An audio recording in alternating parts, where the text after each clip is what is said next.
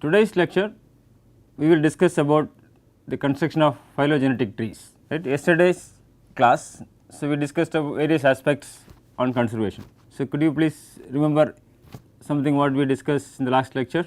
The frequency. Yeah, right. So, what is the meaning of conservation? So, how far a residue is conserved in a right in any protein sequence, how far a specific residue maintains at the same position in different organisms and different homologous sequences, whether it maintains the same residue at the same position or it changes with respect to different organisms or with respect to different time. So, if it is same, then we call that this residue is conserved at the particular position. So, how to understand or how to derive, how to qualitatively measure the conservation of the residues at different positions in a sequence. In this case, it is a two-step procedure. What is the first step? Yeah, we try to calculate the frequency of occurrence of amino acid residues at any particular position, right. Then we convert these frequencies into scores.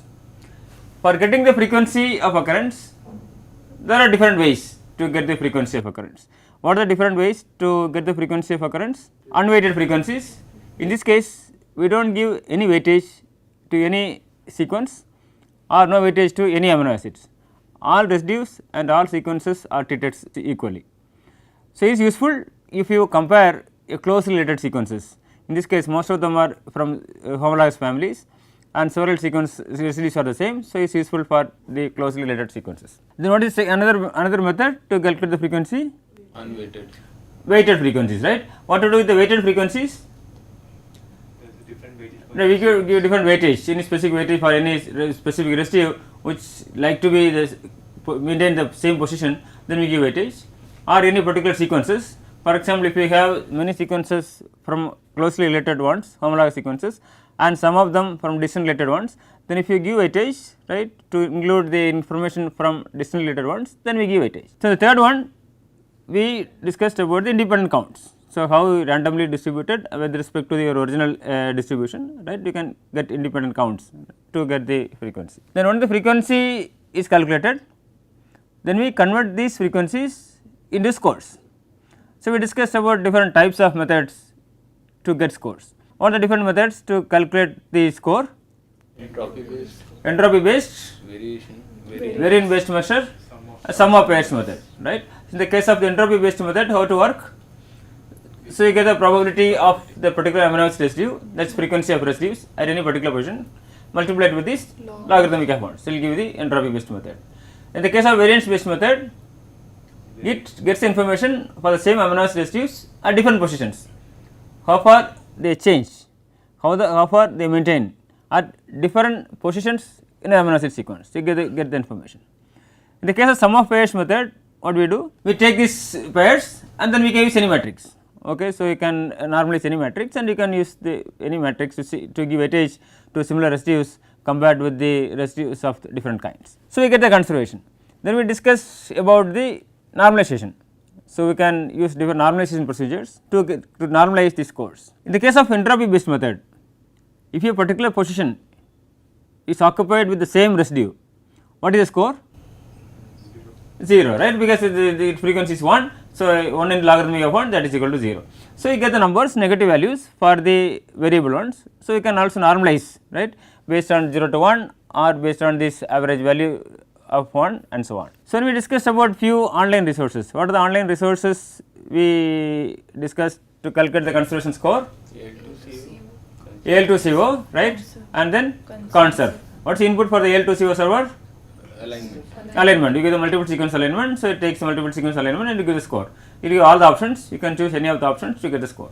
Then for the conserve, you can give the PDB ID, right, it will automatically get the sequences and do the alignment and get the conserved score. So, today if you have these sequences, right, we discuss about the multiple sequence alignment, there are many sequences and which sequences are close to each other and how far it takes to change one sequence to other sequence with respect to different organisms. So, in this case we can draw a tree type of method, right, make a trees to show which residues are similar to each other. So, phylogeny if you define, it is a description of the relationship, any biological relationship, right, expressed as a in the form of tree. For example, if you take the human genealogy, say the grandfather here, grandmother, so they have several children.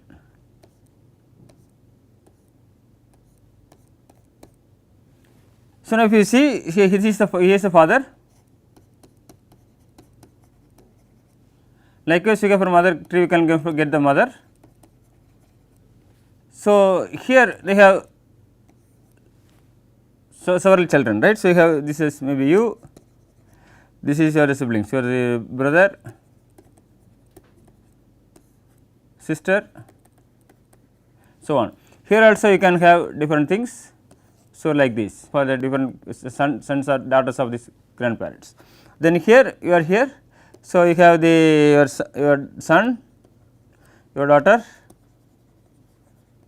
and so on, right. So, you have these relationships. To understand the relationship, for example, whether you can see any similarities in the shape or any of these similar organs, right. If it look similar, then you can see they may be close to each other.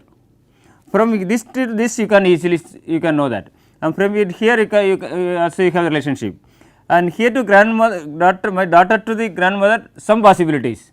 Then if you go for the more and more generations, then we do not know. So, but you can listen that okay, he looks like his grandfather, right, he looks like his aunt. So, how to do this? There are two different ways. One is look like the shape or you look like any of the organs, or then depends on time, how long it took from one generation to other generation. So, you can understand two different aspects. One is you can see the time from one generation to another generation, and also you can see the relationship, how far the two people are related to each other, on what aspects. So, if you took the close related ones, you can see much similarities. When it goes further and further, you can see similarities, but less compared to the close related ones. Likewise, you can see the phylogeny. So, this is among different objects, which assumes the homology because they are similar to each other, and this also depends upon how they classify. So, then this analysis, what is the phylogenetic analysis? It is investigation of this evolution relationship, right, from one organism, different organisms among the group of related sequences by giving a tree like of representation, just we discussed earlier. So, we give a tree like of representation to discuss the relationship, to understand the evolution relationship. In fact, there are various ways to explain the relationship, but this is the easiest way, right. For example, if you say A and B are related to each other, B and C are related to each other, A and D are related to each other. So, you can explain different ways, but the tree wise representation is the easiest possible way to understand the relationship among different organisms. So, if you see the organisms with high similarity, like it just I discussed earlier, they are closely related. So, then they are dissimilar. So, in this case the ones which are closely related, they put nearby each other. So, you can easily understand okay, these two are close to each other. So, due to the availability of data, the taxonomists first they started to construct trees, right. So, they rely on the comparison of phenotypes, like how the organisms look like, and to infer the genotypes, right, what gives this type of appearance. Likewise, in the family tree as I showed earlier, so you can see look at this how they look like, then they will try to compare okay they look like, so these two are similar to each other, right. Then they try to do this, but when it happens to the various systems, for example, if they take the light detecting organ eye to see the common behavior of these different organisms, then sometimes it fails because this is eye we can see from humans, flies, mollusks and so on.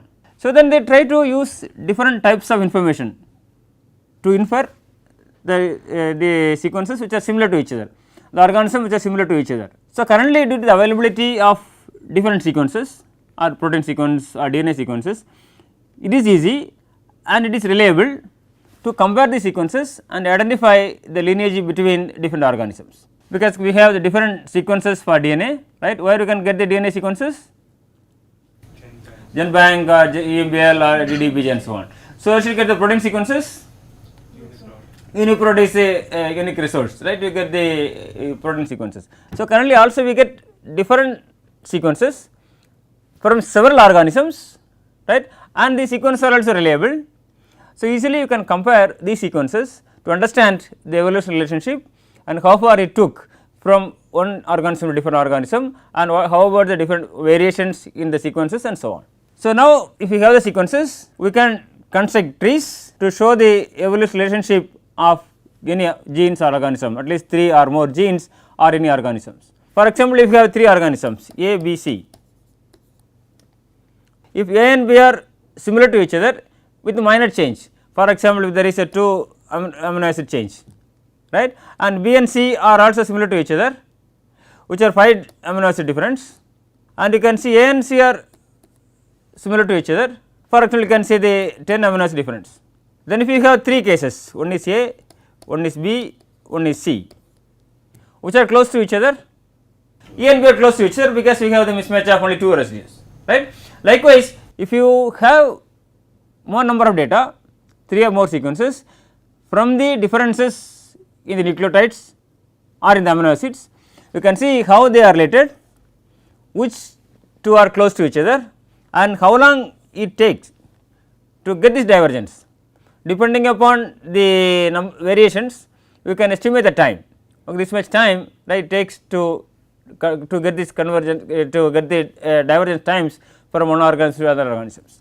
Then you can see the nature of common ancestor, right. If you make it tree, you can see what will be the common ancestor. For example, here A and B are close to each other, so they may have a common ancestor, right. Likewise, you can see the common ancestor when you construct phylogenetic trees. So, how to represent trees, how to draw trees. So, I show one example here. So, if you have a common ancestor here, this is the one, D is here.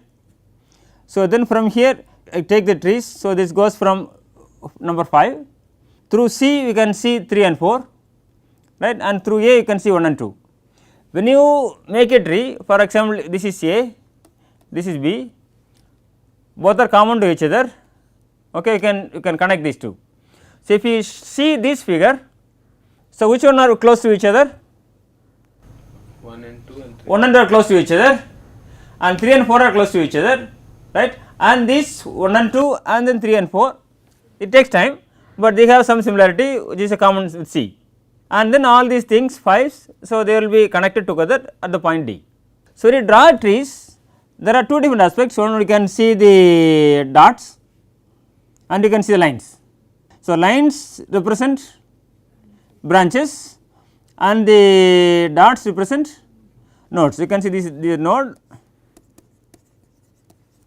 and this line, they are branches. And if you see the nodes, there are different types of dots here. You can see the 2 different types of circles. One is a closed one here, 2, 3, 4 and 5, and also you can see some of the nodes which are in the interior, there is open circles here, okay, this and this. So, here these 2 circles, they represent 2 different aspects. The one which at the end tip of the branches, they are called the terminal nodes, okay, these are called terminal nodes. Like you can see the gene or any organism or any sequence, that's we know the data, that information is available, and you can see the another dots inside ones, and here these are the internal nodes, okay, for example, these are internal nodes which represent common ancestor, but the information we do not know, because if you look into the UniProt database or if you look at DDBG database, you will get the sequences, that information we know. Then which 2 are common and which 2 are emerged in specific period of time, that we do not know. So, when you make this type of trees, you can try to understand which organisms are close to each other and which organism emerges first and how long it takes to have the next one and so on. So, if you have this type of trees, there are 2 types of trees. For example, if you see this node, it has 2 branches, some cases you have 3, some cases you can 4. So, if there is 2, then this is called the bifurcating ones, the nodes. So, there can be more branches. So, that is one we called as multifurcating. So, right here we have 2, for example, if you have another one here, there will be 3 or 4. So, in this case you can distinguish the bifurcating as well as the multifurcating. And another aspect is, in some cases you know how long it takes from one organism to another organism, some cases we do not know. So, this will tell you the scaled trees and the unscaled trees. If you take 100 years or 10,000 years, so if you can scale it, then this is called scale trees, and if you do not know the time, then that case you can call this as unscaled trees. So, now if you have a trees, right, making long trees, right, that like space. In this case you can simplify the trees in the form of specific notations, like you can use some parentheses. If you write the parenthesis, this will tell you how the tree looks like, and this format is called the Newick format.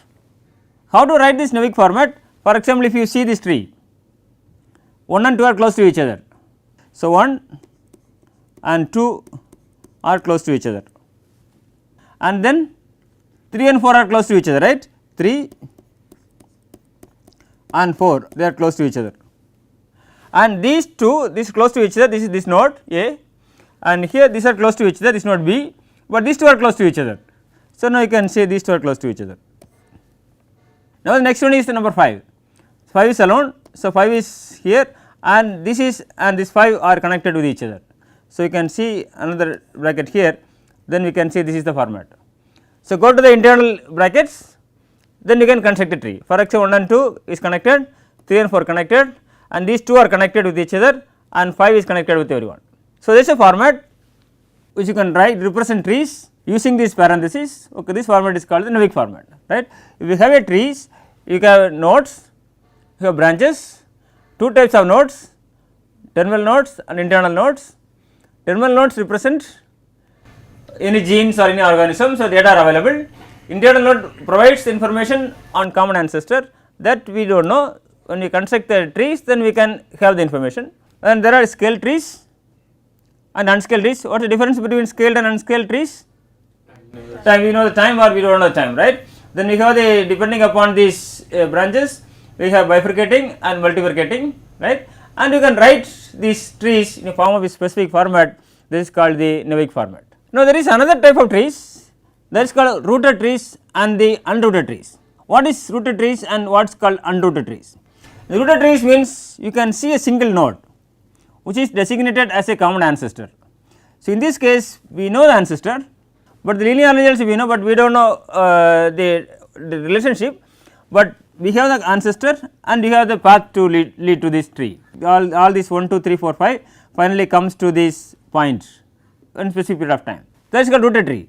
So, rooted tree, a single node is designated as a common ancestor.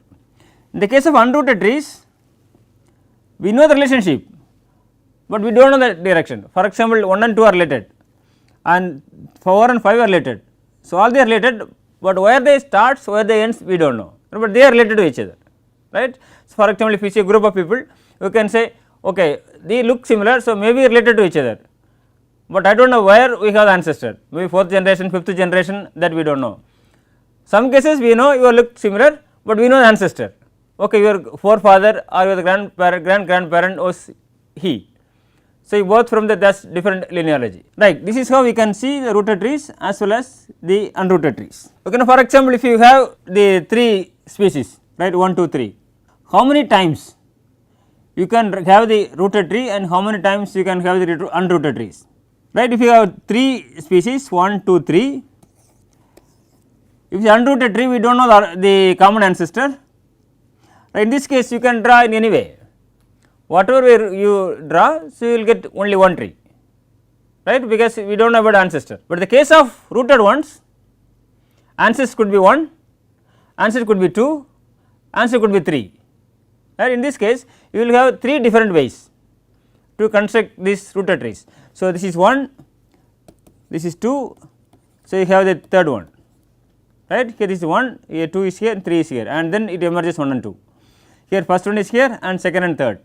Here first is the second one, this is the common one and first and third. There are 3 different ways you can have the rooted trees, right, if you think about the ancestor.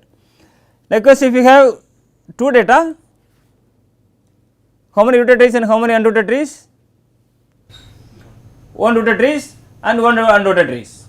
If you have 3 data, 3 rooted trees and 1 unrooted tree. If you have 4 data, depending upon the first one, you will have 15 rooted trees and 3 unrooted trees. So, this is the equation used to calculate the number of rooted and unrooted trees depending upon the organism.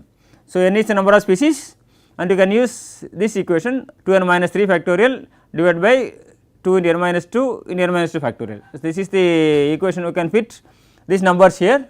So, number of rooted trees and the number of unrooted trees. For example, if you have 3 data, how many number of rooted trees? 6 minus 3, that is equal to 3 factorial, that is equal to 6 divided by 2, right. So, 3 minus 2 equal to 1, here equal to 1 into 1 1. So, this equal to 3 by 1, that is equal to 1, right. So, here n equal to 3, then this case n are equal to 3, right. So, n equal to 3. So, number of rooted trees equal to 3, you can use this equation. Likewise, if you say unrooted trees, this is n equal to 3, then nu equal to 1, right. You can fit this equation. Likewise, you can use the 4 data or 5 data, you can get the number of rooted and unrooted trees. And this question I think once they asked in the GATE exam. So, how to relate number of rooted and unrooted trees.